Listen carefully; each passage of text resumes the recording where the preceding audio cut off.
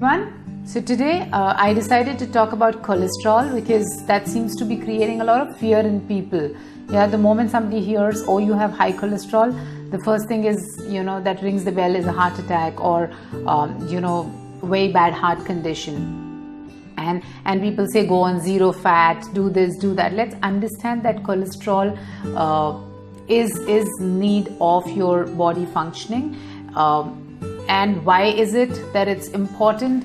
What is it that we can do? Which cholesterol is required? Which cholesterol is not required? What is the medication? And how lifestyle modification and dietary changes can really help.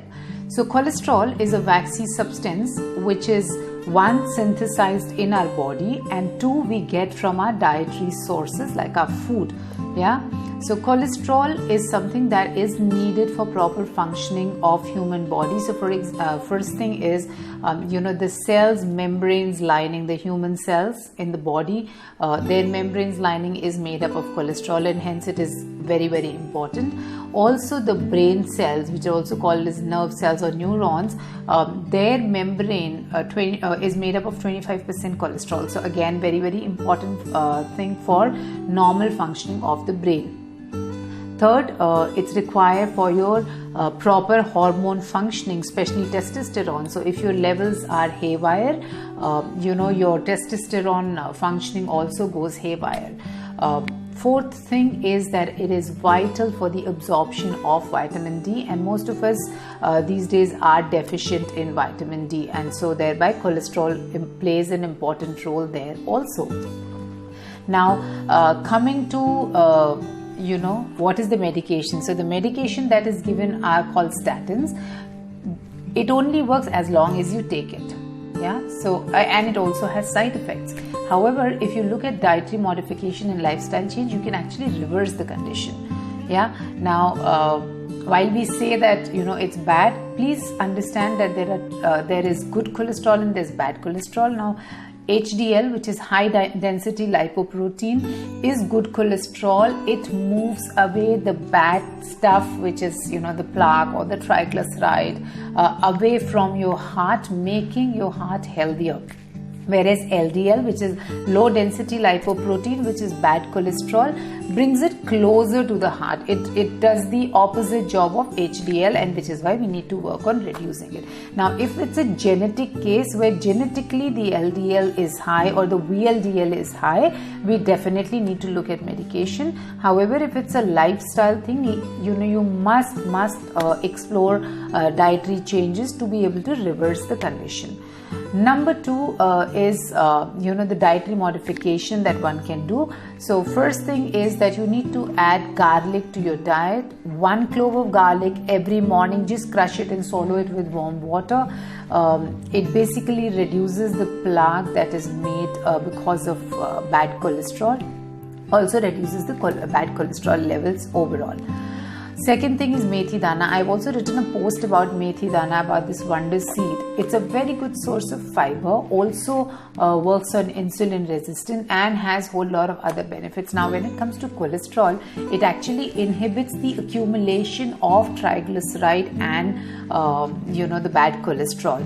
Now triglyceride is something that I'm going to talk about in my next video, but if you use methi dana in form of your curry tadkas, in form of powder, or soaking the seeds and having it with warm water, it is really going to help you. Now third thing, people say if you have cholesterol, go on zero fat. No, please don't do that. You need to improve good fat and reduce bad fat. Now, what is a good fat? Now, good fat is something that you get your omega-3 from, which is your nuts, your seeds, good oil fat like your flaxseed oil, like your olive oil, like your mufas, and pufas is what you should be looking at. Also, make sure that your plate is made up 50% of raw food, which is nuts, seeds, fruits and vegetables, and the other 50% is made up of complex carbohydrates and protein. Now, what are the bad fats? Bad fats are trans fats. Bad fats are, what you get from simple carbohydrates, because eventually it turns into energy and then goes into, fat. So that's what you need to be avoiding. You need to add a lot of fiber in form of green leafy vegetable, in form of fruits. Try and have your fruits with the peels. For example, apple has something called pectin in the peel, which is a water soluble fiber and works very well with cholesterol. The other thing is curry leaves. Take about 7 to 8 curry leaves, boil it with 1 cup of water, sieve it and have this water post dinner. Works very well to improve your HDL and reduce your LDL. Coming to I want to explain the importance of reading the label of the packaged food that you buy. Make sure that it doesn't have more than 5 ingredients.